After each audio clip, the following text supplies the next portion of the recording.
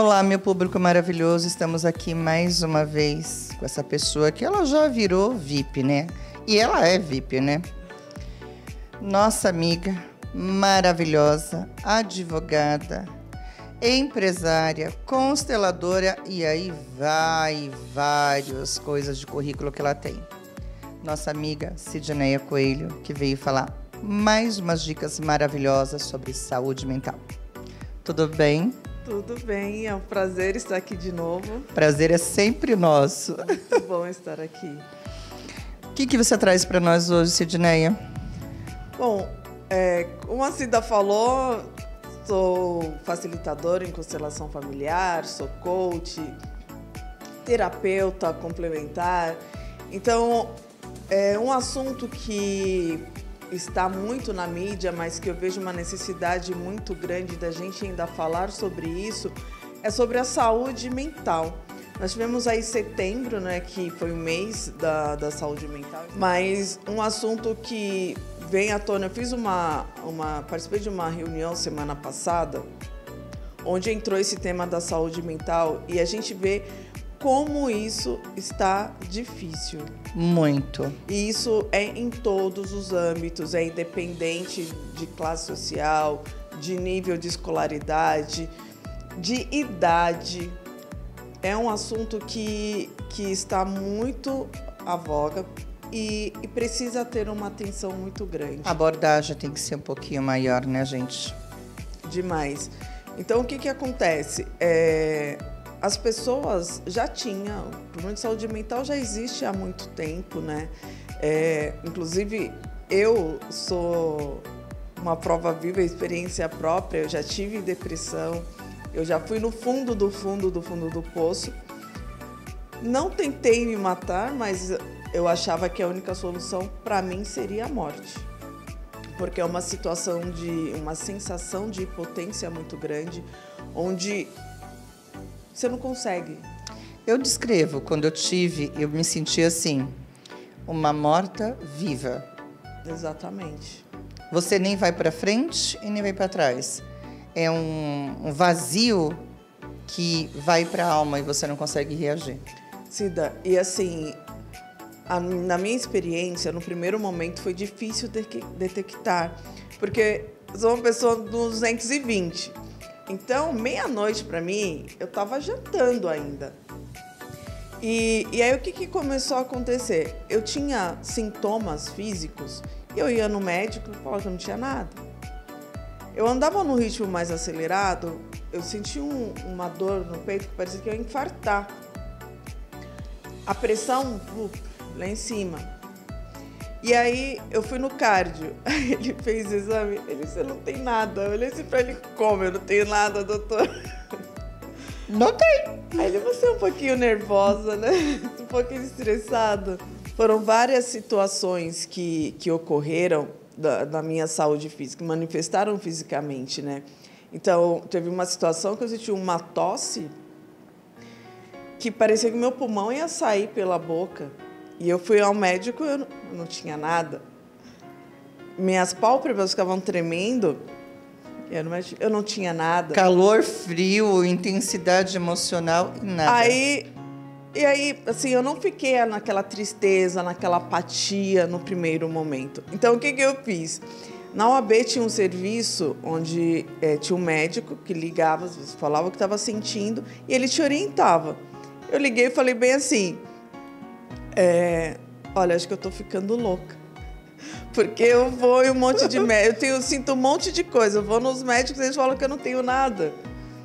E aí a médica falou assim, olha, procura primeiro um psiquiatra, porque se precisar de medicamento, o psicólogo não pode passar. E se for necessário, vai no psicólogo. Fui, eu nunca tinha ido. Aí vem o outro tabu, né, que é o preconceito. Porque... apesar de isso tem falado muito mais ultimamente na mídia e tudo, mas existe um preconceito em relação a psiquiatra, psicólogo, de que é coisa de doido.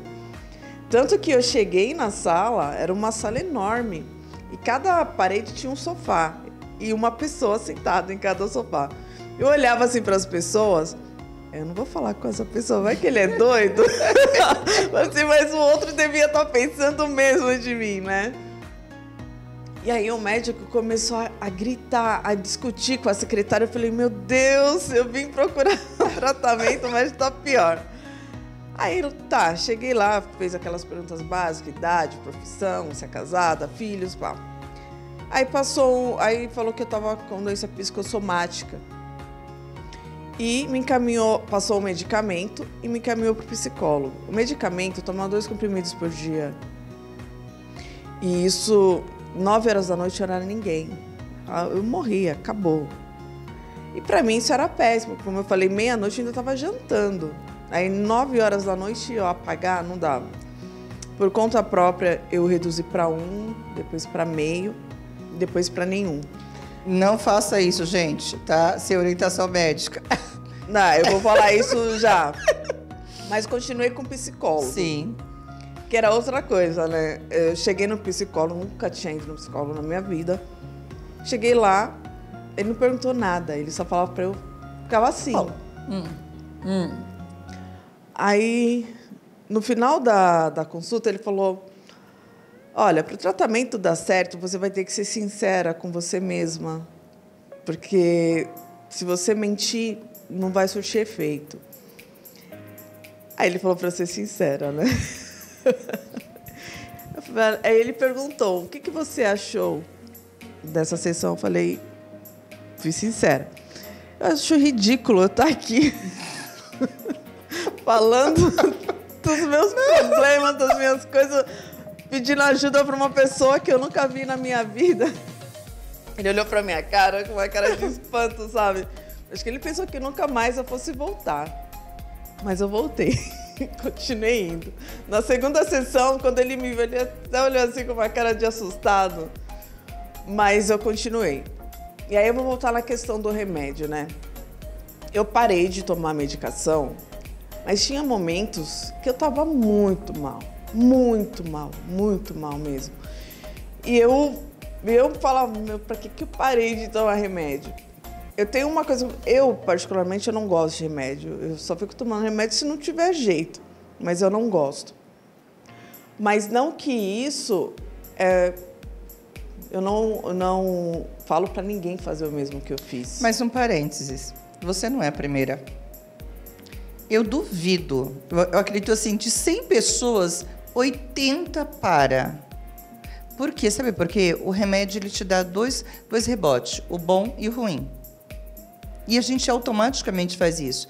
E uma vez eu parei também. Só que aí depois eu voltei, ele mudou o remédio. Não é só você. Hoje todo mundo faz isso por causa do rebote. Então, mas eu tomei 1 mês só. Eu nem fui muito tempo. Só que aí o que aconteceu? Eu continuei com a psicoterapia, fazendo. Só que chegou um momento que eu achei que não estava funcionando. Aí a bonita aqui parou. 1 mês depois, eu tive uma recaída. E eu fui... Aí sim, eu fui para o fundo do poço. Só que eu não queria voltar com o psicólogo anterior. Aí fui procurar uma outra... Essa outra que eu fui, ela ia para um congresso na Espanha. Aí ia ficar 15 dias fora. Eu falei, meu Deus, sabe quando você está naquela situação crítica? Mas, ok, consegui sobreviver a esse período. Com ela eu fiquei 6 meses. E aí, entra uma coisa que eu falo que eu sou terapeuta, coach, essas coisas todas. Com isso, eu passei a me autoconhecer. É uma coisa assim de extrema importância para nós. A gente acha que se conhece, mas nós não nos conhecemos. Quando nós começamos a fazer, seja uma psicoterapia, seja uma terapia complementar, seja um processo de coach, até oração. Eu tenho, sempre indico, quando atendo o pessoal do coach, tenho uma oração que tem alguns passo a passos, que é extraordinário. Eu me conheci muito fazendo esse passo a passo da oração. Então, é muito importante, só que isso também com acompanhamento, não sozinho, tudo é um conjunto, né? Isso é muito importante. E o que eu vi assim de bom nessa segunda psicóloga é que ela não aplicava só a psicologia, mas ela aplicava psicologia com terapia complementar. Ela aplicava radiestesia, radiônica. E aí eu falo do preconceito mais uma vez, né? Eu já falei do preconceito em relação ao psiquiatra, preconceito em relação ao psicólogo e o preconceito em relação a terapias complementares. Eu tive uma educação católica, cristã. Então, para mim, naquele momento, era uma coisa de esoterismo, sei lá o quê. Então, e a psicóloga sabia disso, então ela ficava um pouco de receio. Será que eu faço? Será que eu não faço? Eu falei, pode fazer. Só que eu olhava, ficava dando risada, olhava e ria. Porque ela ficava lá com um pêndulo, rodando, rodando, rodando. E pra mim, aquilo ali... Que é isso? Ela tá brincando, eu tô perdendo meu tempo, né? Pra mim, aquilo ali era uma brincadeira. Só que no dia seguinte... Aí, quando terminava, ela, e aí, você tá melhor? Eu, não. Só que no dia seguinte, eu amanhecia com uma energia, com uma, sabe... uma alegria, um estado de espírito totalmente diferente. Então, isso me ajudou muito. E aí, quebrou as barreiras do preconceito que eu tinha, né, em relação a isso. Tanto que hoje eu sou terapeuta Reiki, eu fiz curso de radiestesia e radiônica, eu aplico, me auto-aplico agora. Fui procurar o coach, que também é uma forma de autoconhecimento fantástica. E outras ferramentas, PNL, outras coisas que ajudam no nosso autoconhecimento. Sim. Então, e uma coisa que o psicólogo falou na época, que foi importante, falou, olha, parabéns, porque você admitiu que você precisa de ajuda. Muitas pessoas não fazem isso, né? Se esconde. E aí tem outra coisa, né? Por exemplo, eu não falei para os meus pais que eu estava com depressão. Na época eu era solteira, não falei. Por quê? Porque eu não queria preocupá-los. Isso é uma característica muito grande de quem sofre de doenças de saúde mental, né? As pessoas não falam. Chegam pessoas, para mim, no coach, já chegaram pessoas que tentaram suicídio, pessoas que estavam a ponto de cometer suicídio, pessoas em estado depressivo. E assim, a finalidade do coach não é tratar pessoas que possuem doenças. Quando chega a pessoa assim e fala, olha, a gente pode fazer o processo, mas você tem que procurar um profissional. E a gente caminha juntos. E dá muito certo. E é muito bom. O conjunto sempre dá certo, né? E assim, eu aplico a terapia, aí o que eu faço, né? Eu vejo que a pessoa precisa e diante dos conhecimentos que eu tenho, eu aplico o que eu vejo que cabe a ela naquele momento. E os resultados são fantásticos.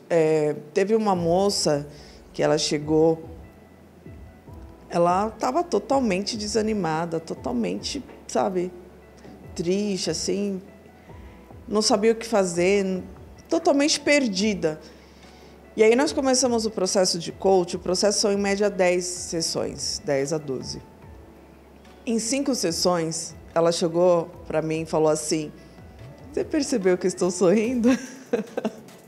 Viu, gente? Para mim isso foi fantástico. Assim, no coach, nós não falamos o que a pessoa tem que fazer, né? Nós só cutucamos a pessoa para que ela saia se descobre. E ela chegou e falou, você percebeu que eu estou sorrindo? Oh, que coisa mais gostosa, gente. Aquilo para mim foi fantástico, sabe?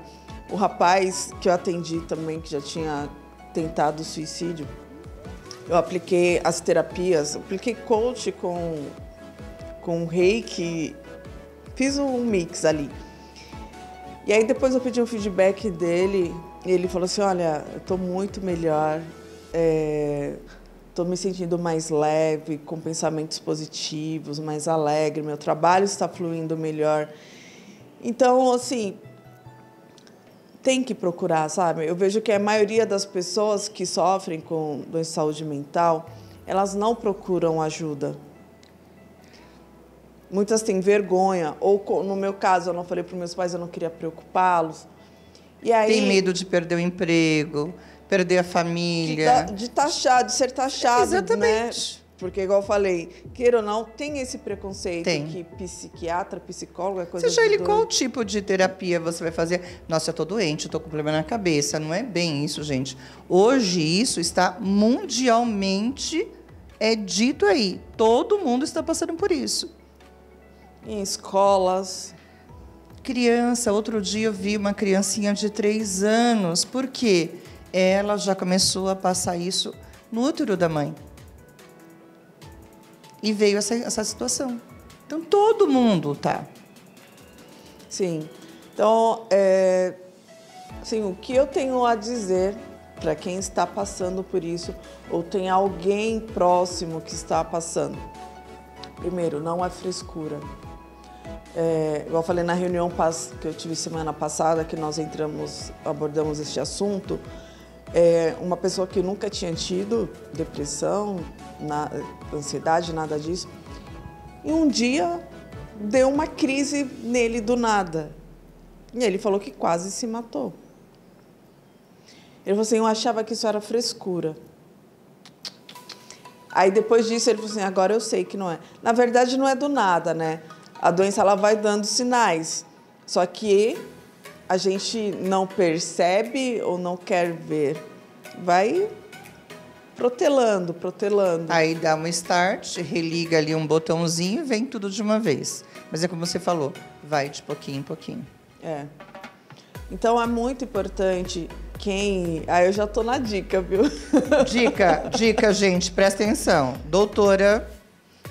Então, e a minha dica é, procure ajuda, não tenha vergonha, não fique com medo de ser taxado. É a nossa vida, é a vida de cada um, né? Então a gente tem que valorizar muito isso. O outro, ele não sabe o que passa com a gente e a gente também não sabe o que passa com o outro. Nós não podemos mensurar a dor de ninguém. Então não tenha medo, não tenha vergonha de assumir, de admitir que precisa de ajuda e vá procurar ajuda. Lá na OAB nós fizemos, foi um mês retrasado, foi um mês antes da saúde mental, uma tarde de saúde complementar. Olha que interessante, gente. Com terapia de Reiki, Theta Healing e radiestesia. Atendeu eu e uma outra advogada que também é terapeuta. Gente, foi fantástico. E assim, a gente vê que os advogados também estão passando por muito estresse. Então, eu falo, é independente de idade, é independente de profissão, de religião. Todo mundo está sujeito a isso. Então, não tenha vergonha. Se está passando por esse momento, assuma, admita que está e vá procurar ajuda. Por exemplo, até mesmo psicólogo. Tem várias linhas na psicologia, né? Eu não sou psicóloga, não vou entrar muito nesse assunto. Mas eu sei que existem várias linhas. Então, procure um que se adequa melhor ao seu perfil. Às vezes você não gosta de um, do tipo que ele trabalha, mas aí depois você vai para outro. Por exemplo, eu achei que o primeiro não estava me ajudando mais. Você tem que ter uma afinidade, né? Mas depois, eu falei assim, ele me ajudou muito, digamos, numa primeira fase. Na segunda, eu precisava dessa outra. Então, tem isso também, né? Então, gente, procura, vai testando. Ajuda. Como qualquer outro médico, qualquer terapia. Vai testando até você achar aquele que tem a ver com você. Porque é uma coisa de confiança também, né? Exatamente. Porque você vai se abrir para uma pessoa que você não conhece, né? Então, tem que ter essa empatia. Sim. Para que você fale realmente o que está acontecendo. Gente, olha... Tem mais dica, doutora Sidneia? Olha, a dica essencial essa hoje. De hoje é esta. Não tenha vergonha. Assuma que está precisando de ajuda, que tem um problema e vá procurar ajuda.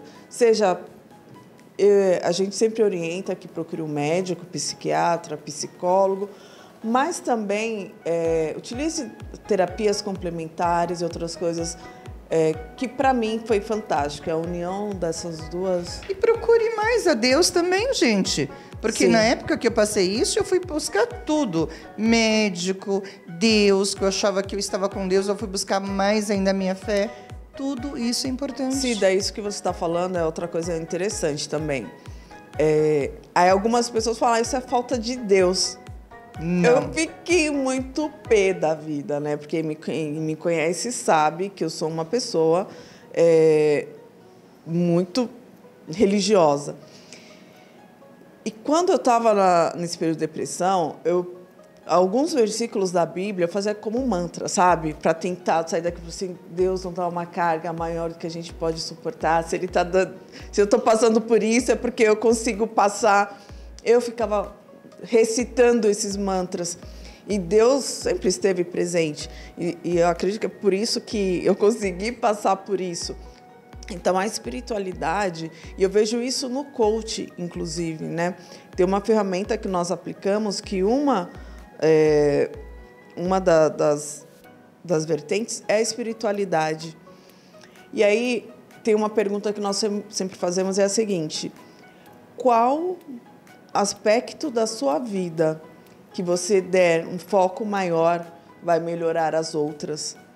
E assim, praticamente, assim, 90% falam a espiritualidade. Se der um foco maior na espiritualidade, as outras áreas melhoram. E, gente, eu falo isso independente de religião, tá? Não importa o que você Rótulo acredita. nenhum religioso. Nada. Mas a pessoa que crê em algo, que ela tem uma religiosidade, independente de onde vá, até a trainee de coach, uma frase que ela falava, e eu gosto muito: quem tem fé sai na frente, neste caso. É a dica também, gente. Essa é uma dica realmente, porque quem não tem fé não tem onde não tem onde se segurar.